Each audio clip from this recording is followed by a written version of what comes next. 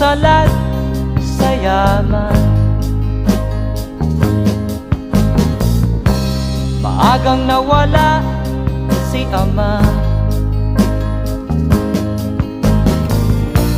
Ang ina ko na may mahina na.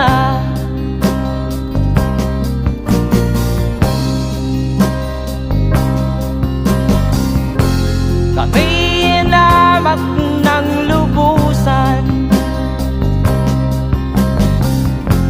inapit, tinatawanan.